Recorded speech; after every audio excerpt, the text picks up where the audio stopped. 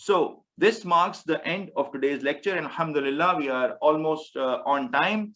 So the first one is, don't be a loser on day of judgment. Correct your way before it's too late. Allah subhanahu wa ta'ala already showed us the future. He revealed it to us in front of us. How will the losers react on the day of judgment? They will say, oh, can someone please intervene for us? Can someone help us and put our case in front of Allah subhanahu wa ta'ala? Or can we get one last chance? Can you send us back to the world so that we can correct our ways? Allah subhanahu wa ta'ala is already telling us in front of us, and we discussed it based on an example of an exam. If your teacher tells you the questions, these are the questions that are coming in the future, of course you will study about those questions. You won't study something else, otherwise you will fail. So similarly, Allah subhanahu wa ta'ala is telling us and showing us the future in front of us.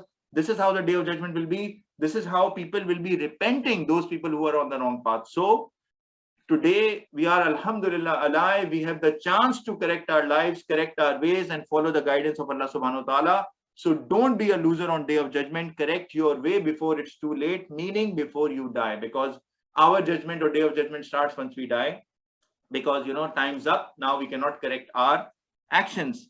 Point number 2 was, Allah subhanahu wa ta'ala is our Lord. He is Rabbil Alameen. We have to call upon him privately and humbly, just like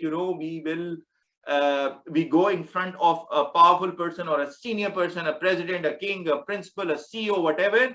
We give them all the respect. We prepare really well. We wear nice clothes and all of this. So when we are going in front of our Lord, Allah subhanahu wa ta'ala, we should be humble and we should go in private. He has given us a hotline, like a private connection, that we can go and connect with him via the 5-time prayers or even other than that. So we should be always humble. We should be conscious of the fact that we are going in front of Rabbul Alameen.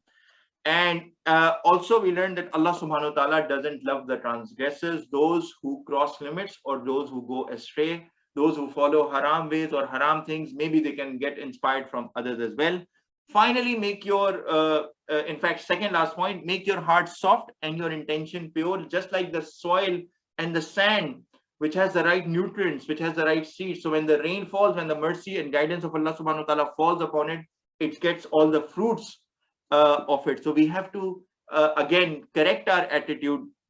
We have to purify our intention and truly accept and benefit from the guidance of Allah subhanahu wa ta'ala.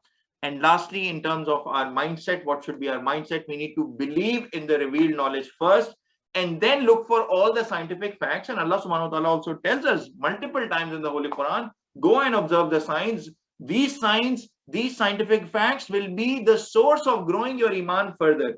So it's not like first I will find logic and science and then I will believe or have Iman. No, it should be, I believe, I have Iman. Anything that I'm lacking as knowledge is my lack of knowledge. And inshallah, and you pray to Allah subhanahu wa ta'ala to clarify any doubts in your mind or anything, or to grow your Iman and show you the fact so that you can be a better believer, inshallah.